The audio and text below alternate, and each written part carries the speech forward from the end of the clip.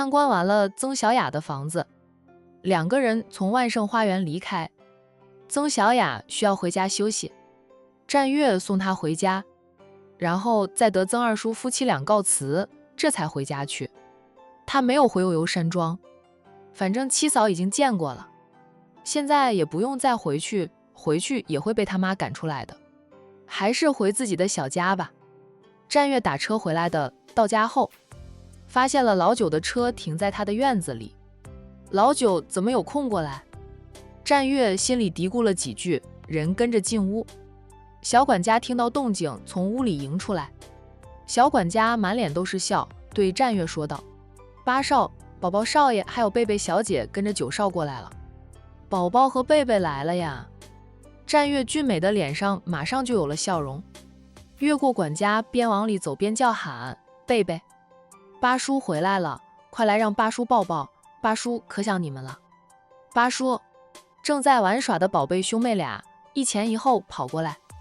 战月只是摸了摸大侄儿的头，然后抢上前2步，弯腰抱起了跑在后面的贝贝，抱起了小侄女，他就不停地在小侄女的嫩脸上亲。贝贝，八叔真的是太想你们了。贝贝被亲了那么多下，开始嫌弃八叔了，2只小手去捂住战月的嘴，不让他八叔再往他脸上糊口水。八叔偏心，只抱妹妹不抱我。八叔嘴上说想我们了，结果早早就回市里，2天都没有回家。宝宝抱怨着八叔的偏心。战月笑着扭身又摸一下大侄儿的头，宝宝，你都6岁了，长大了，不用再抱。以前你像贝贝这么大时，八叔见你一次就抱你一次，你都不记得了。说起来，我们当叔叔的最疼爱的人其实是你，因为你是我们第1个侄儿。说是这样说的，战月还是放下了贝贝，然后抱了一下宝宝，还转了几圈，逗得宝宝哈哈的笑。八叔，我也要。贝贝叫喊。呀，我们贝贝都会说完整的一句话了，不错不错。战月又放下了侄儿，抱起了侄女，不仅转圈圈，还举高高，逗得贝贝也乐呵呵的。战燕走过来，八哥，你去哪里了？我在你家里都等了小半天，打你手机也不接听，发信息也不回复，我还以为你出什么事了呢。想着你再不回来，我还联系不上你的话，就跟大哥说一声，让大哥派人把你翻出来的。战月抱着侄女走回到沙发前坐下，宝宝很自然的在老九的大腿上坐着，老九也自然的环抱着大侄儿。用八哥的话说，他们这些当叔叔的最疼爱的其实还是宝宝，因为宝宝是他们第1个侄儿，在他们这些叔叔心里的位置是独一无二的。当然了，现在贝贝在他们这里也是独一无二的，没办法，统共就1个侄女，要星星不会给月亮。我不是在万盛花园洗了房吗？再找人帮我装修，也去参观了一下同栋楼的其他人的房子，看看别人的装修效果怎么样。战燕瞪大眼看着他家八哥，八哥自己去找装修师傅，还要去参观别人的装修效果。八哥又不是第1次买房，什么时候样样都亲力亲为的了？八哥似乎很看重那套房耶，是不是有我不知道的事？战燕觉得哥哥对万盛花园的那套房子很不一样，以往哥哥们买房子都是一栋别墅一栋别墅买，偶尔买套房，也有的像大哥当初买套房，那是为了隐瞒身份骗大嫂的，但就是那样，大哥也没有亲自管过装修的事，买的都是精装修的房子，拎包就能入住。大哥骗大嫂差点连老婆都没了，让其他哥哥们引以为戒，恋爱时都会坦白身份，自然就不需要买套房来骗另一半了。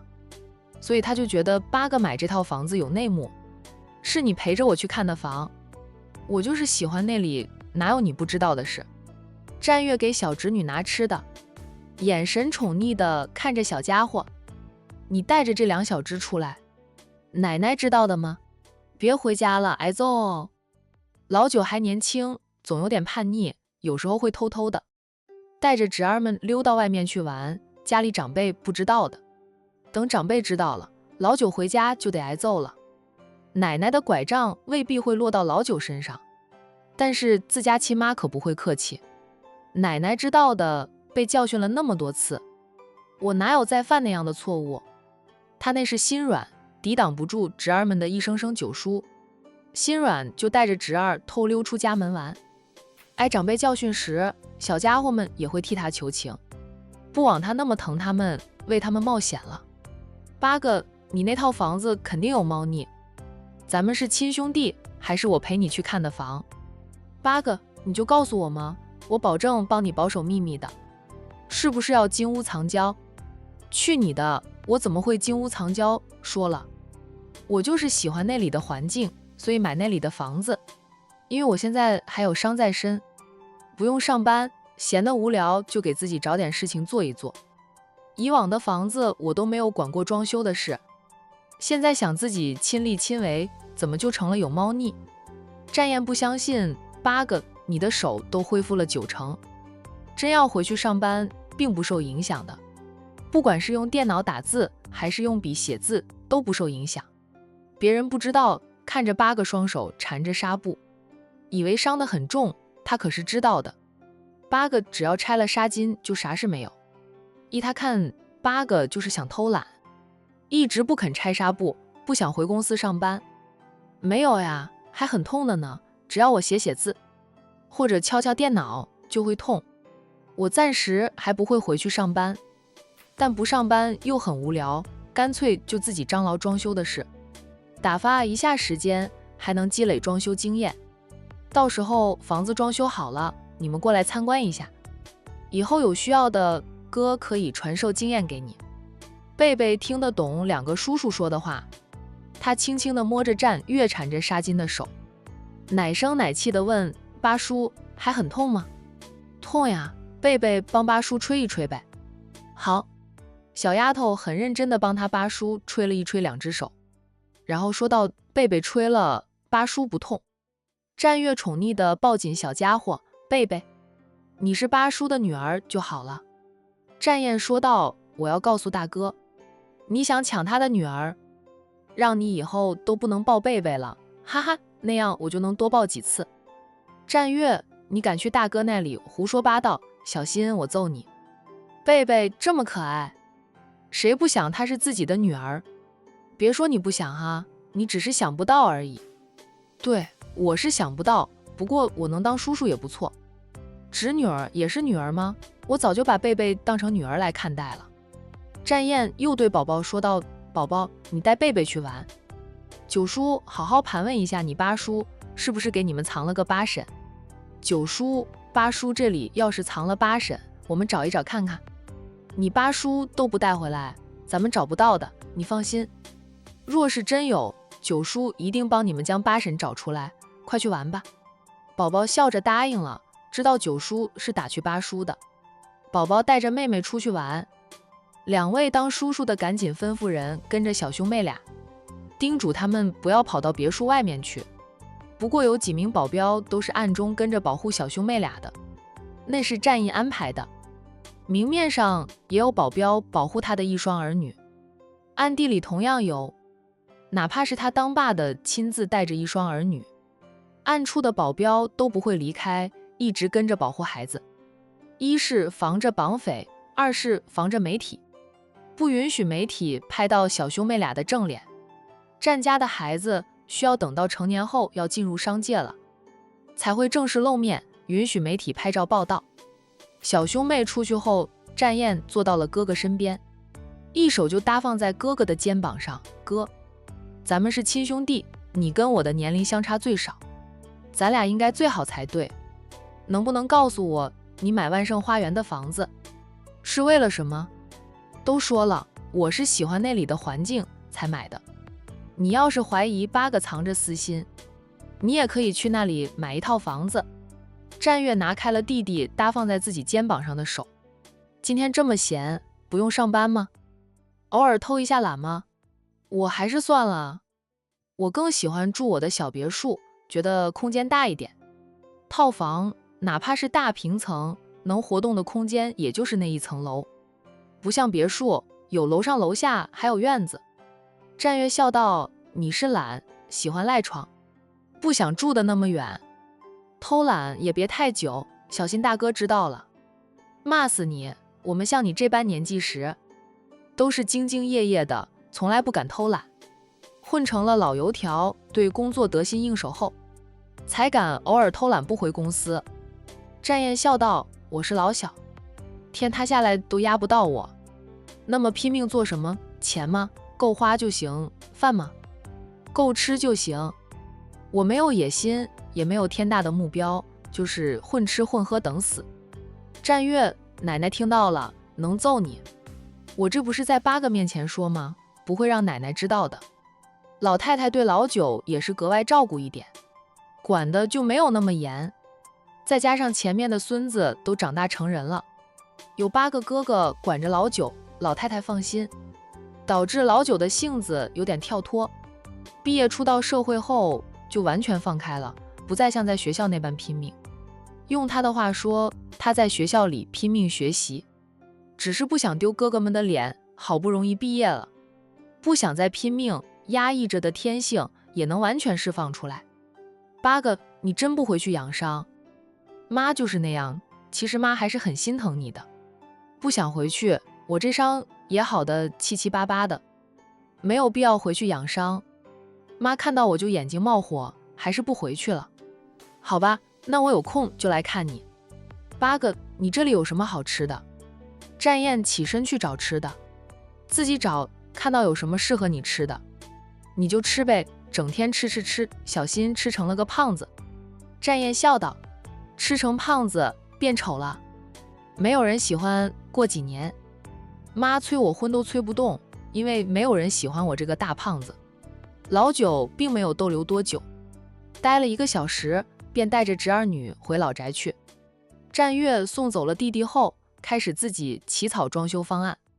傍晚的时候，他接到了曾小雅打来的电话，告诉他装修师傅进城来了，问他有没有时间过去见一见。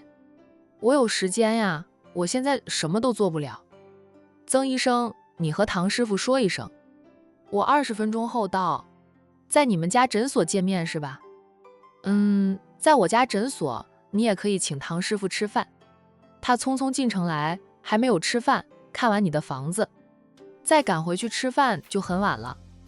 战月爽快的道：行，那等会儿看过我的房子，再去吃饭，边吃边谈价钱。曾医生，你等会儿一起去吃饭吧，吃完饭再去上班也不会迟到。曾小雅是晚上8点之前到医院就行，我就不去了吧。曾小雅有点犹豫，我和唐师傅不熟，曾医生跟他熟一点，一起去吃饭才有话题聊。有曾医生在场，想必唐师傅也不会坑我。曾小雅想着，他既然做了这个好人，就好人做到底吧，答应了。结束通话后，战月马上就换衣服，他在柜子里挑了好一会儿，才挑了一套看上去朴素一点的衣服，但料子是非常好的。然后他让司机送他去曾家诊所，在离曾家诊所还有50米远时，他就让司机停了车，他下车步行过去。曾医生说的要装穷，不要让人知道他的豪门少爷身份，免得被人坑。傍晚的曾家诊所没有什么病人，这个时候二叔二婶是很悠闲的。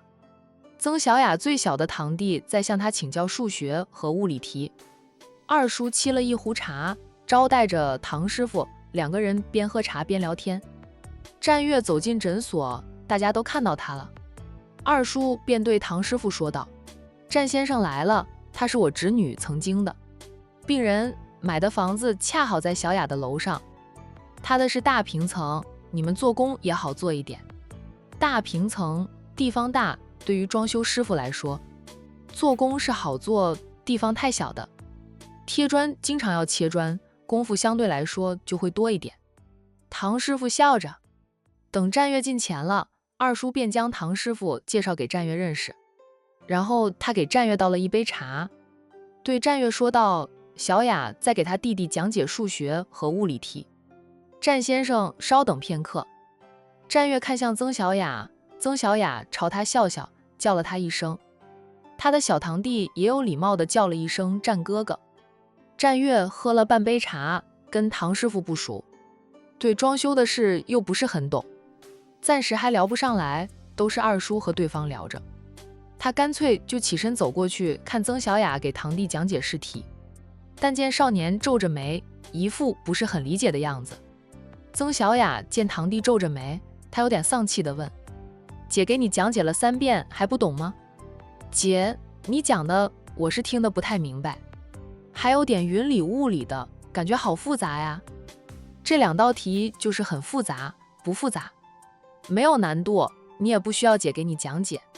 他堂弟的成绩还是不错的，保持着这样的成绩，高考时考个重点大学不成问题，不过98。这种好大学，他堂弟可能就还差点。要知道高考1分之差能甩掉很多人的。战月凑过来看了看，问道：什么题？有多难？不介意让给我看看吧。你来，战先生，你给我弟讲解一下。想必你是高材生，你们男人在理科是比较占优势的，可能你说的我弟能听懂。战月拿起他堂弟的试卷，看过试题后，在曾小雅给他腾位之后，他便给对方讲解。曾小雅在一旁听着，时不时插上2句话，听到后面他就不插话了。战月的讲解，堂弟听一遍就懂了。曾小雅笑道：战先生，你理科肯定很好吧？你的讲解是简单多了，我想到的是复杂的，哪怕能做出来，还是没有你的方便快捷，还能让我的听懂。我文理科都不错吧？我不偏科的，不过高中分科时，我还是选了理科。战月说道：你可能是毕业时间长了，对高中的知识生疏了，我不一样，我弟弟比我小几岁，他还在读高中时，我经常辅导他，等于巩固了知识。9少8个，我读高中都是好几年前的事了。还有，他压根儿就没有让8个辅导过他，他都不需要人辅导。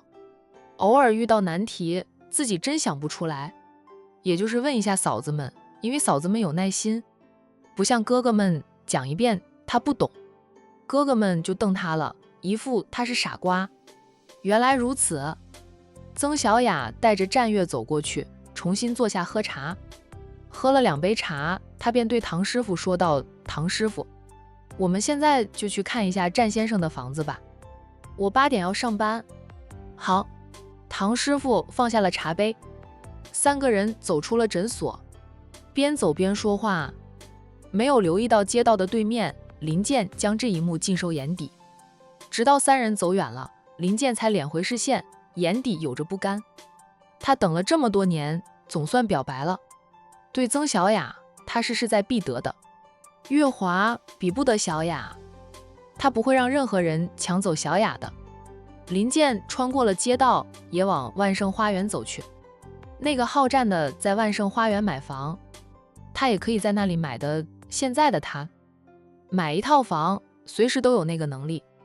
当初他没有在万盛花园买房，是不知道曾小雅在那里有房，也是因为万盛花园是附近最贵的小区。他现在的那套房子价值只够在万盛花园付个首付，而他在其他小区却能全款了。他开着诊所，还要帮助老家那么多人，他现在住的小区也不算差，他又何必在万盛花园买房呢？现在林健有点后悔，早知道当初就在万盛花园买房了。